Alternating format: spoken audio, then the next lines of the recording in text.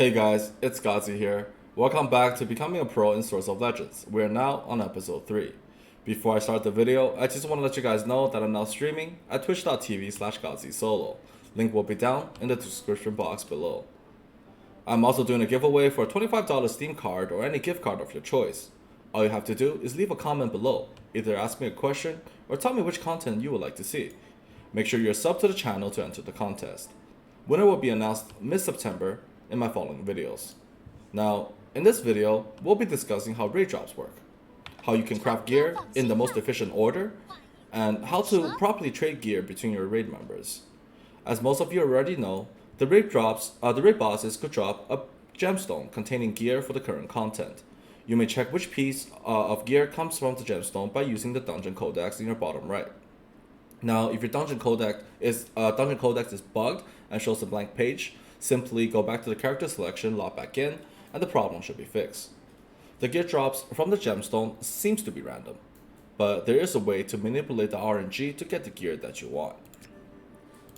So let's take Chun-Li for example. Chun-Li drops one of the 3 gears, Haste Pants, Mastery Relic, and Mastery Accessory.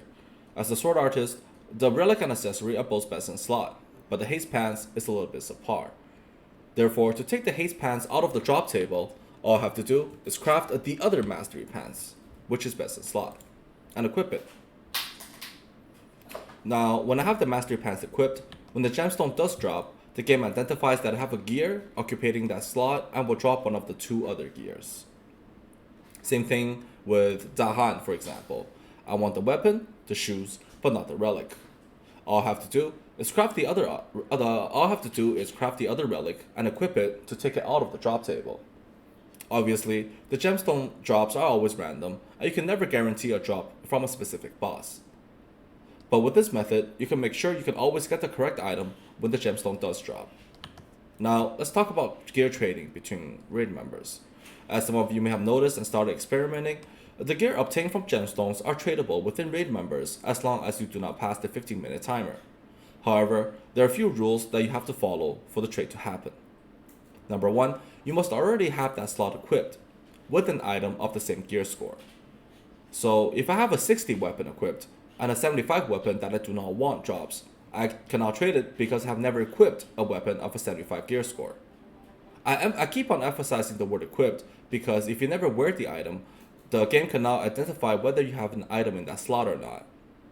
Now, rule number 2, if the item being traded is an accessory or ring, you must have both slots occupied. Number 3, you do not have to strictly trade within your own class. Now, this one's a little bit tricky. For instance, Summoner and Bard items are completely interchangeable because they use the same stats for healing and DPS.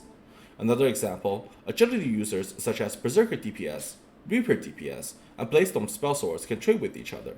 You guys get the idea. However, the gear being traded will remain to have the secondary stat from the original trader. Now let's take these 2 rings for example.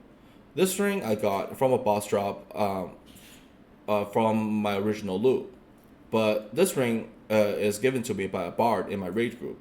I can use the skill and mastery stats for my ranged DPS back. However, if I change my spec to Bladestorm, the stats do not switch to agility, but to the original wisdom and healing from the original trader.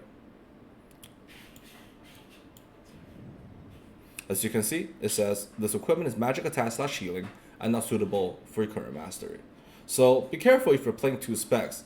Traded items may or may not have stats that are completely useless to you. One poor class worth mentioning is DPS Spearmasters, because they are the only power DPS stat user currently in the game. They do not benefit from any item traded from any other classes, and can only trade with other Spearmasters. I would like to apologize for the lack of video footage in the video. I tried to get these information and tips out as soon as I learned them. With that, I'm going to conclude this video. I really hope this was useful to you. Make sure you like, sub, and follow my Twitch. But for now, happy soloing. Peace out.